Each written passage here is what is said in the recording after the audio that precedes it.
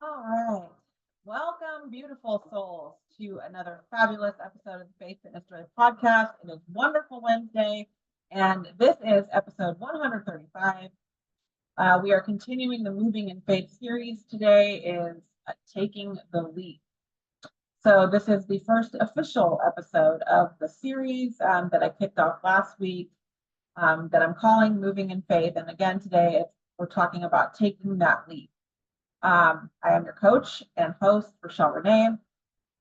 But before I dive in, as always, I just want to thank my subscribers to the podcast. Thank you so much for being subscribers. Thank you so much for tuning in. I really appreciate all of you and all of your support. And if you'd like to support the show, you are welcome to check out the link in the description or in the comments if you're checking it out here on Facebook. If you'd like to make a contribution, that's always greatly appreciated and welcome. And last but not least, if you aren't already, please make sure that you like, subscribe, and share the podcast and the YouTube channel. I am trying to hit my goal of 10,000 subscribers, and I would really love your help getting there. So, all right, all of that said, welcome again to today's episode of the Faith Fitness Joy podcast. We are diving into the Moving in Faith series and talking about taking a leap of faith. As I discussed in episode 133 last week, this is the first phase that I mentioned and I listed out seven different phases that I have sort of, I don't know, that have become obvious to me, and having gone through various seasons of where I've been called to walk by the Spirit and not by sight.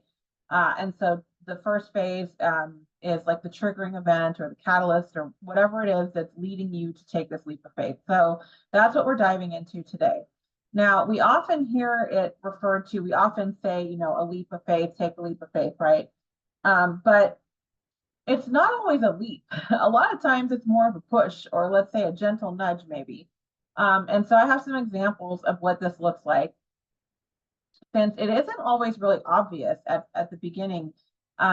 And that sort of call can come in a lot of different forms. Sometimes it won't even really look like a leap of faith at all at first. It might just seem like a situation presenting itself to you and you're trying to figure out how to navigate it. Or it could be that you pray about something and then you kind of get an answer and you're given this sort of decision point to move forward, and then a series of events will start to unfold when you like lean in and move forward on that like answered prayer or that guidance that you might receive. And then, of course, other times it's so obvious that you can't miss it. Like there's no questioning that you're being led to take a leap of faith. And actually, in my experience, a lot of times you will literally feel it in your body in some instances. So one thing that I've learned in looking back on all of these different seasons I've moved through over the last 10 years, and sort of learning to walk by faith and not by sight, is that all of these seasons that we go through in our lives, they serve a couple of different purposes, a few different purposes. So the first one is the growth and evolution of your soul, right? We don't always think about it that way when we're in the situation that leads us to take the leap in the first place. However, hindsight being 2020, you look back and it's very obvious to me now that that is definitely one of the purposes. The second one is to bring you closer to or in alignment with the life that you're actually destined to live, which will always follow the desires of your heart, right? Like our hopes and goals and dreams are actually placed there by God, and they're kind of our guiding light, if you will, or like the compass within us. And when we follow them, things will start to unfold to kind of help us get where we're going. And things will start to happen in a very serendipitous and more easy and flowy type of a way. And when we're not in alignment with that, and sometimes we can get really far away from it. So sometimes that's the purpose of a leap of faith, or a season of being led to learn to walk by faith and not by sight, is to bring you closer to being in alignment with those things that you're destined for. The third one is refinement. And so this is really more about kind of it's related to spiritual growth. It's sort of a process of bringing you more into alignment with your spirit as opposed to your flesh. and the things of the world. And then the fourth one is to really lead you back to the truth of who you are, which again is a spirit residing within this physical body, as opposed to the physical body and the identity that is associated with your physical body in this world. So those are some of the kind of things I guess listed out in reflecting back on all of this as some of the real like seeming purposes and reasons behind all this. So last week I mentioned that I've just completed this 10-year cycle. Now, hindsight being 2020, I can look back and I can see how all of these different leaps of faith that started each of my different spiritual growth seasons during this window of time served all of these purposes that I just mentioned. Collectively, these different events in my life set me on a path that led me to building and sustaining a healthy lifestyle, shifting my mindset, learning to love and accept myself, and healing past trauma. Now, I believe that this has had to happen in order for me to be able to enter this new chapter or cycle that I recently started. And to some extent, that's a topic for another time. It's a whole other thing on its own. But the point being, or what I will say about that, I guess, is that it's all preparation. All of these things serve to prepare you. And a lot of times when we have desires for certain things, we want certain things in our lives, we have these dreams and aspirations and all of that. But we aren't aligned with those things yet. There's things we have to shed and release within ourselves in order to be able to receive those things, in order to be able to experience those things. Because if God were to give them to you without that process, you would somehow fumble it or reject it or push it away or something like that, because all these other things are kind of within you working against that goal or that aspiration. So I'll just say that about it for now. Okay, so let's look at some examples from this 10-year cycle that I've just come out of. I'm going to share a bit about a select number of these different seasons that I've shared last week. I listed kind of the significant different seasons I moved through over the course of this 10-year cycle. But I wanted to highlight a few of them today because I feel like they really help illustrate all of these different ways that we will be led to take this leap of faith, or that we will be led to begin a journey of walking by faith and not by sight. So number one is the one that started my 10-year cycle in the first place, right? So this was the ending of my marriage. So the time frame of the triggering event, ending my marriage, was basically the space of April to August 2014. So it was a several month period. Now, of course, there was things leading up to this prior to that, but that was kind of the window of time where I can now see that God was working in my life and different things were happening in my life that were like alarm bells screaming for my attention, so that I would realize that it was time to look at something and make this decision, right? Now, I won't go into the whole story, but I do want to share enough to help kind of show how this triggered the first leap of faith in this cycle. And again, the whole point is to help illustrate these different ways that these triggering events occur, because they're not always obvious. It's not, in fact, a lot of times it's not obvious that God is like, you need to take this leap of faith. This is a season for you to, walk by your faith and not by sight. Now, okay, so this cycle I mentioned this season had started between about the months of April and August 2014. Now, I had been unhappy for about a year leading up to the split. There had been efforts where, I was trying to repair things, but they had kind of proven to be futile.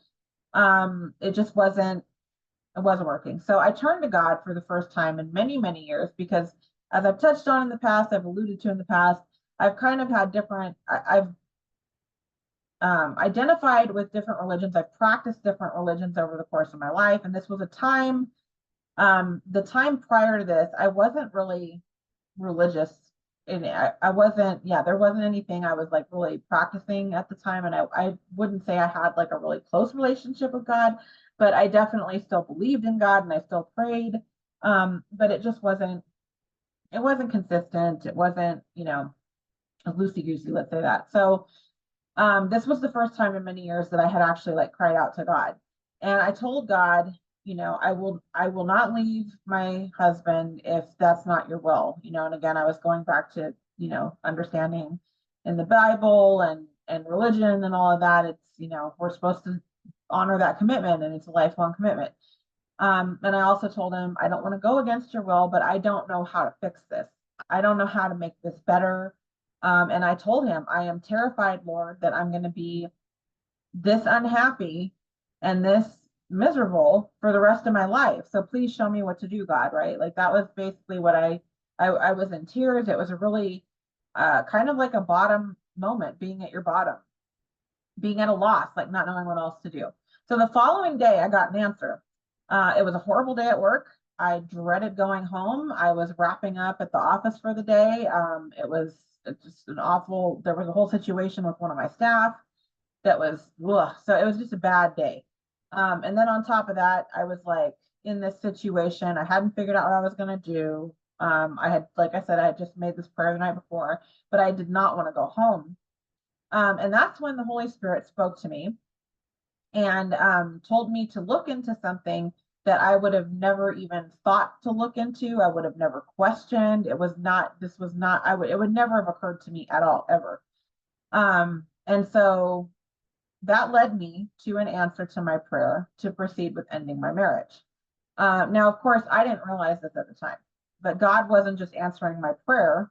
He was leading me into taking a leap of faith to leave my marriage and enter this season of spiritual growth, which in a lot of ways, it was really kind of a return back to, God and,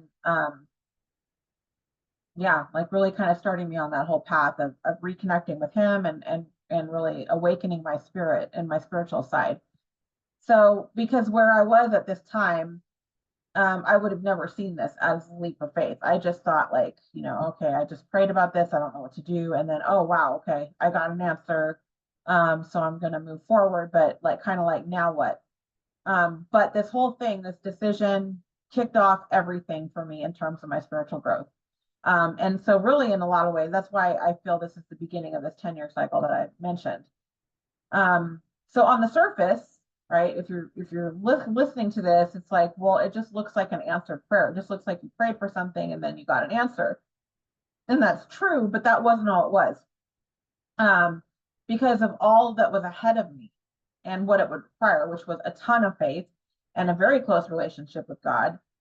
It was one of these things like, I'm hearing look before you leap kind of a thing, like, or you didn't look before you leap, like where it's like the sort of desperation of my situation and how I was feeling was so extreme that I was in an absolutely surrendered state. It was like I didn't even care. I did not care what happened. I did not care if I had to go back and ask if I could live with my dad or what I had to do. I just knew I had to get out of this situation.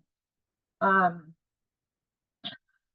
then beyond that, I hadn't thought a whole lot and I had no idea like what was going to unfold or what any of this was going to look like or whatever, because this was not in the plan, right?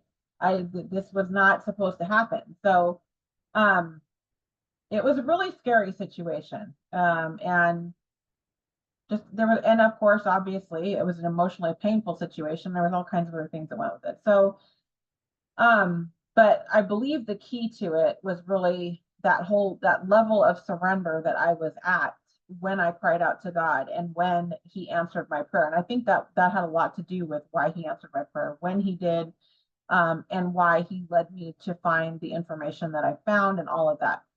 So that's one example of kind of one of like a situation where you're just feeling like your back's against the wall. You don't know how to solve the situation. You have absolutely no idea where else to turn. You don't know who to ask for help. There's really nowhere to look but up. And so you do, and then you get an answer to your prayer, yes, but you aren't really prepared or even have the wherewithal, I guess, to anticipate what is to come in the, you know, months following that prayer being answered. And a lot of times when we pray for something too, we have an expectation, right? We have expected results in our mind of like what we want things to look like. So it rarely happens that way though. I've yet to have it like unfold exactly how I prayed for something. But it always does unfold better, and it always unfolds in the way that's for your best. So that's the first example. The second example was when I got my dream job. At least at that time, it was my dream job. Now, this is also a little bit of an example of what seems like an answered prayer, as opposed to like being led to take leap of faith. But again, it was another leap of faith. And again, it was not as obvious at the beginning that that's what it was.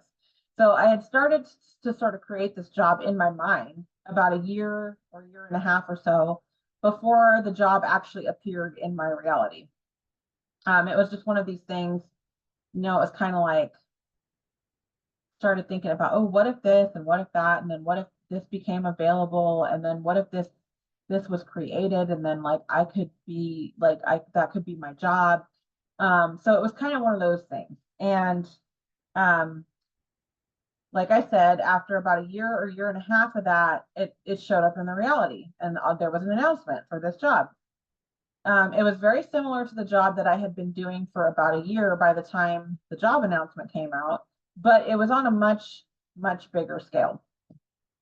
So it was a promotion, and it was the highest level that I had ever even given a thought to going for in my career. I mean, there was a time I didn't want to go into management at all, let alone something like this.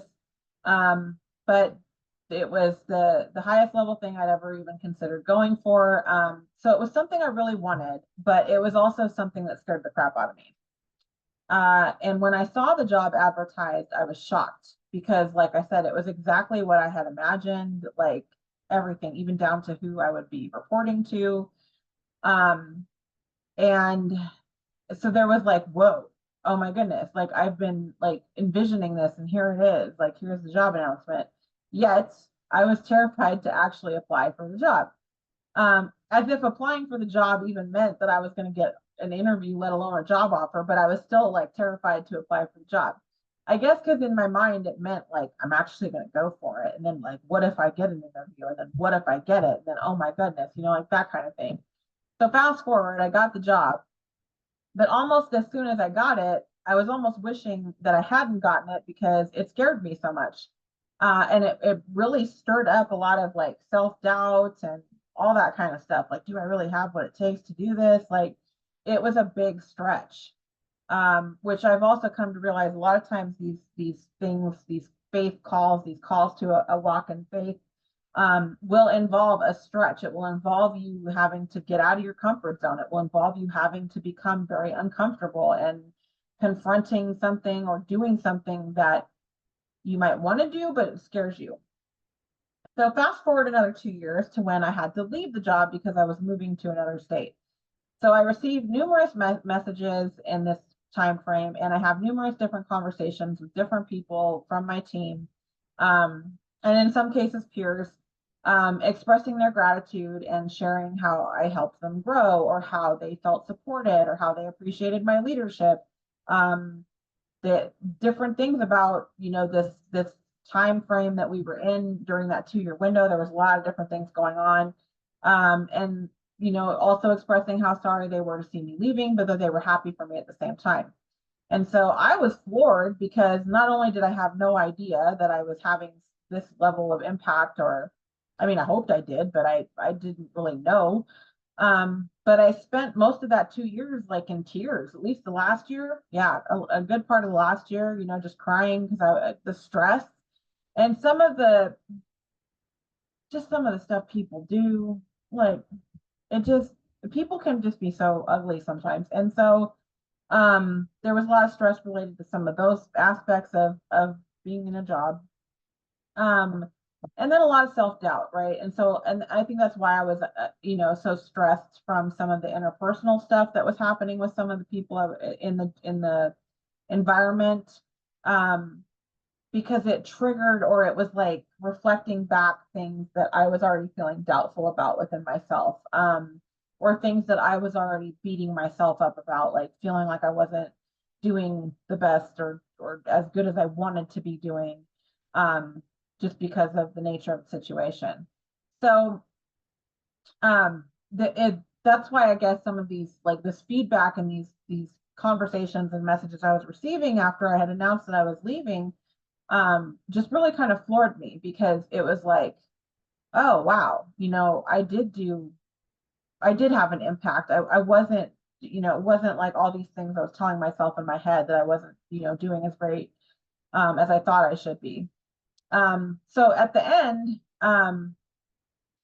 well, like I said, so that whole past year, it was kind of stressful, and I was just having a hard time. I was having a hard time, but there was other things going on within the job, and all of it was out of my control, and I was just doing my best to navigate things in that situation. But at the end, God helped me to see through these other people's feedback and conversations, as well as reflecting back on all of the years leading up to me getting into this position, that he had placed me there. And there was a reason that I was the one that was in that position for that time. And even though it was really difficult and extremely stressful, there was a purpose to it, and there was a reason for it. And so that was awesome to kind of like have that realization in hindsight. But this is an example of something where it's like you want to go for this thing, you pray for it, but you don't really realize that it's leading you down a path of like walking in faith and some kind of spiritual growth as well. So the third example was when I moved from my lifelong home in California to Montana. And this is probably the biggest one. This has been a doozy, just because of how massive and life-changing it has been. So keep in mind, I left my lifelong home. Like, I was born and raised in California, never left, never lived anywhere else. Everything I knew was there. This career that I had spent 20 years building, like all of that was bye-bye because I was moving. So August 14th has been 2 years that we've been here in Montana. And I am only very, very, very, very recently, like past 2 weeks recently, starting to feel like my kids and I can like truly start to settle in. In most respects, this was a leap more than a push. Or no, this leap was more of a push than it was a leap, because I really did not feel like I had any other choice except to leave California. I just didn't. It did not feel like it was adoption. It felt like you better leave now while you can leave. So it was difficult, but that was where I was at. So when I made the decision to move, it was toward the end of 2021. But I hadn't really told anyone outside of like my family at that point in time. And I wasn't sure where to move yet. I just knew, like, I had definitely decided, okay, we are moving. We're going to leave California within the next year. That was it. So then it was like, okay, but now where are we going to move to? So I started researching different states, and I came down to a couple. It was a choice between 2 states. There was 4 that I was really kind of like, no, I don't know which one to pick, kind of a thing. And I was looking at different things, like, all the different things you would want to take into consideration and look at when you're making this type of a decision. So got down to 2, like I said. And so I prayed and I asked God to guide me to the right state for us to move to. About an hour later, I heard, so at this time, my desk was in my den, which is where my mom lived at the time. And so she had like her little couch and her TV and stuff behind me when I was working. So I heard the anchor on the news she was watching on the TV say something about Montana. And then he followed it with something that was basically an answer to one of the things I was kind of unsure about with picking Montana, because I just didn't know for sure like what the answer was. And so whatever this guy said was like the answering that question. So I was like, all right, thank you, God. So I knew, okay, you're telling me this is where we're going to go. So from that point forward, it became a process of me consulting with God on most aspects of moving and surrendering almost everything to him throughout the whole process. So we moved here sight unseen. I had to leave everything and everyone that was familiar, as I mentioned, everything that I knew. And there was no way that I could have navigated the move or the subsequent 2 years since we gotten here without God. So this, leap of faith, since that's what we often think of these things as, was really more of a push. It was like, I know I got to do this, but I don't know how to go about it. I don't know where to go. I think my dog is agreeing with me. And so God, like I said, the relationship with God was critical, and surrender again was very critical in this whole thing. So the last example is when God called me out of my job this last October, despite not having a new job, despite not having any income through my business at that point in time. And so this is the last one that like I said, I'll talk about today, but it's a great example of a leap of faith towards something that you want. So this, in my mind, is like a true leap of faith in the sense of what a lot of us might think of when we hear that term. So, I dreamt of having my own business for many, many years. I wasn't quite sure what to do exactly, how to go about it. I think for a long time I spent years like waiting for this like miraculous like idea to come down from heaven or something. But eventually, I had this idea and this inspiration to start my blog. So I started with that. I started the blog in 2019. So fast forward to 2022, I formed my LLC and, basically made my business official. And then not too long after we landed here in Montana, I started my previous job. And I figured, okay, well, I'll continue building my business on the side, because at this point I was getting a little more traction. It was starting to gel, like, what I wanted to do, what exactly the business was going to do. But there was a lot of stuff I still had to, get more clear on and all of that. So fast forward 7 months into my job, I'm pretty unhappy at this point. This was coupled with what was roughly a 50% pay difference in the wrong direction from my previous pay. So I'm, at this point, between things not being so great and that, I'm kind of like, what the heck am I doing? So then about July last year, I was starting to begin to manifest my way out of this job. I was just trying to like, what is it going to be? Because I knew I wanted, to go all in on the business. I wanted to have the business. I just didn't know how to get from where I was to that. So nothing seemed to be working in my business at that point in time, but I was starting to try to manifest my way out of it. So this continued until August, when I started to feel this nudge. Florence Scovel Shinn, in her books, and when she talks about people she used to work with in her what she called treatments, she would call it a hunch. But I started to get the hunch or the nudge to leave my job. So I couldn't see how I was going to make that work. So I kept dismissing this nudge, right? Because I was like, there's no way I can do that. Like, how am I going to do that? That's crazy. But that's usually your first clue that you are being called to take a leap of faith. So by September, I could no longer deny that I was in fact being nudged to leave my job. So I finally reached the point where I had to decide to leap and trust that I would be caught with no evidence telling me that that was going to be the case. So I decided to take the leap, and the only question left was then, when at that point? Well, it turned out the answer was immediately, because the next day, something happened where I was no longer able to wait. And so I gave notice. And yeah, then just like the couple other examples, it was like, it was just pretty quick after that. Like I gave notice, there was a lot of prayer and surrender leading up to that point.